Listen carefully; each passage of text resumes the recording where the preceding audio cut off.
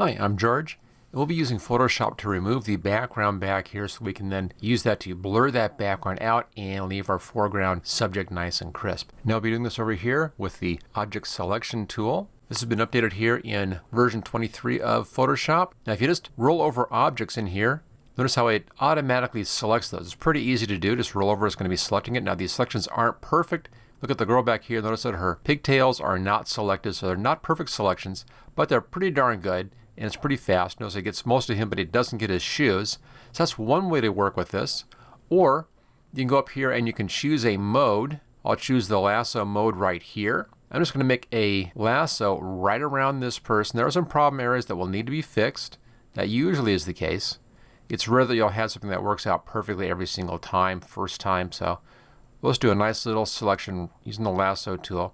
I'm just taking my time on this, not being really critical about this, and we'll let the Photoshop program go in and figure this whole thing out. There's some softness in there. That doesn't really matter for what we're doing. Just take a clear round. Again, notice I'm not getting in real tight on this. We'll take care of that. There we go. Come around here and into the beginning. Let Photoshop figure this out and give us our selection. There we go. And notice up here we've lost the heel on that foot. We need to fix that. Everything else looks pretty good. Now to do a bit more on this, let's go up here to select and come down here to select and mask. We can then go through here with our refined edge brush. Let's look at the shoe right down here. A little bit of problems right there. I'll use the refined edge brush tool. Let's just kind of brush over that so we can get that a bit better. A little better, not perfect. We may come back and fix that a little bit later. Hold the space bar down to move things around, and that looks pretty good. Now the shoe's pretty bad. Let me see if we can get this any better in here. It may not be able to grab that. No, I can't find the shoe. We'll fix that in a different way. I'm just looking for anything that's really bad, but I think we're pretty good. That's okay over there because of how we're going to be using this. Okay, looks fine. Let's go ahead and fit screen, and then we'll come down here, right hand side, and let's output this to a new layer with layer mask. Choose OK. There we go. Now in the layer mask, you can show more imagery by painting white onto the mask and hide by painting black. So we'll start over here. We'll zoom in on that foot. I know we need to do a little bit of work on the foot. Let's back out just a touch. Don't want to see those pixel grids in there. Okay, we'll grab a paintbrush. I think a hard edge is best on this and a little bit smaller. I'm going to go just about 75 on that hard edge. I'll just type that in. Okay, 21 pixels, that's okay. Now I have black, and black is going to hide, so if I paint in here, it hides anything I paint over. So we can use that to clean out some of that messy stuff out here in the background. There we go.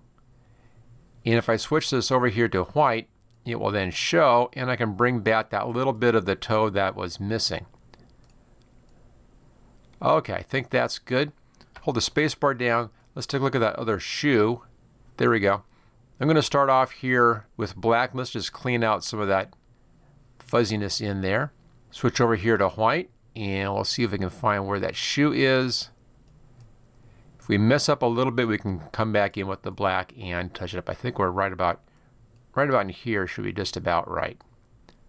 Okay, there we go. We fixed that nicely. Let's now go back to fit screen. There's our mask. Now I want to blur the background on this. Let's go back to our background here. I'm going to hide his image right there. And for this, I always go back here to the move tool, just a habit of mine. Go up to filter. Let's come down to blur gallery. And I'll be grabbing the tilt shift. And this gives us a nice controllable blur. Notice it blurs from this center point. I'm just going to grab that center point and let's just drag this down so it's right about down here. I want to have them pretty well blurring out. And I think that's pretty good. Now it's a little bit off in here. Let's just tilt that just a bit. I want to get the blur here matching that angle. I think that's pretty nice.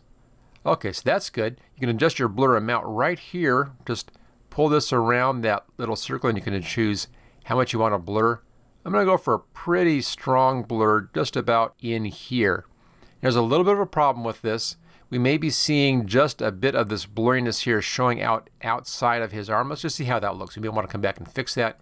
Choose OK. Let's now show our foreground picture and back up here again. And notice how we are seeing just a little bit of a soft edge right here.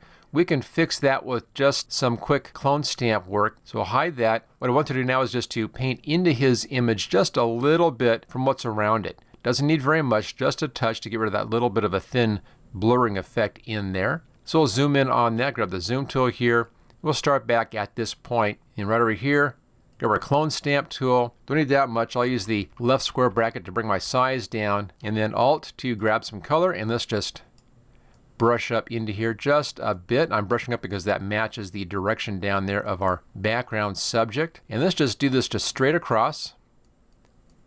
Again, won't take very much at all on this for just a little bit of an edge.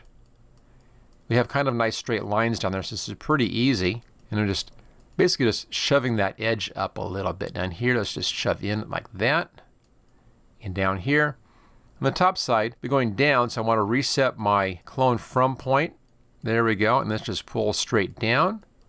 And we'll just work around that edge in here. As long as I'm pulling down, this should work out fine. Go across the top of the shoe right here. There we go. Now, in this spot right here, that's a bit hard to catch that. So let's see if we can just work up and down just a little bit in here to kind of get that bit in. There we go, it looks good. A little bit right in there. Okay, that's fine.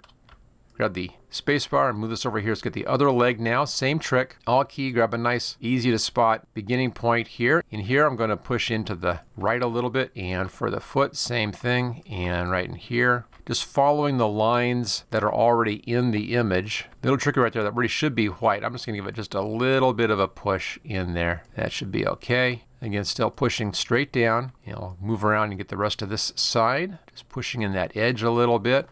Same thing again, hold the spacebar down to move that over and continue working around this side and take it all the way down. Now again, we'll be putting our new image on top of this, so this will be fine. Make sure we get that in there nicely. I'm doing this little moves because I don't want to really do too much of this. I want just a little bit so it doesn't look odd. Okay, bottom side would be pushing up, so grab a spot right here and move up a little bit, and let's push up from the bottom side. Little weird there. I'm just going to grab from up here, I think, this time. And I'll put some of that in there. That should be fine. So sometimes you have to grab from someplace else to make a nice clean edit on this. As we get around here, we're just about done with that. Now the hand is the trickiest part in here. So I think for this, it's best just to take that hand clear out. I'm going to try to match my lines in here as much as possible. And we'll just do that straight across there. A little bit over in here.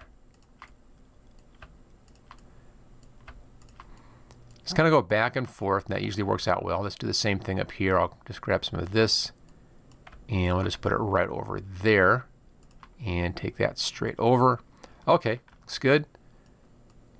Pull over here. Same thing, I'm just going to remove this arm pretty much. We can push in a little bit through here, but we'll take it in a fair amount on the one side, and then the hand again.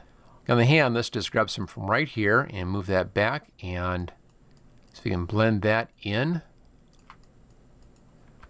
And then from backside forward just a little bit. Looks good. And then finally, right across in here, just pull that in. That should do it. All right, let's now zoom back out to fit screen, bring our foreground back on again, and there we go. So we now no longer have any of that blurriness happening along that edge. We just kind of push that back inside of our figure. You may need to do a little bit of touch up, but right over here, his hand is actually moving at that point. So some of that blurring is motion blur. Now, the last thing I want to do is just to adjust the values in here. And for that, let's do some layer adjustment stuff. New layer adjustment, my favorite levels right there. I want this affecting the whole image, both sides, so I'm not going to be checking that. Choose OK. Here's our levels, right-hand side. Let's pull our blacks up just a little bit more contrast in there. Let's adjust the midtones a little bit here, a bit more brightness back into the image. Maybe a little bit on the white side, just increasing our contrast. And there we go. Much improved image, as you can see. If you like this video, make sure you hit that like button, click on share, click on subscribe, check out my channel for a bunch more Photoshop videos, and I'll see you next time.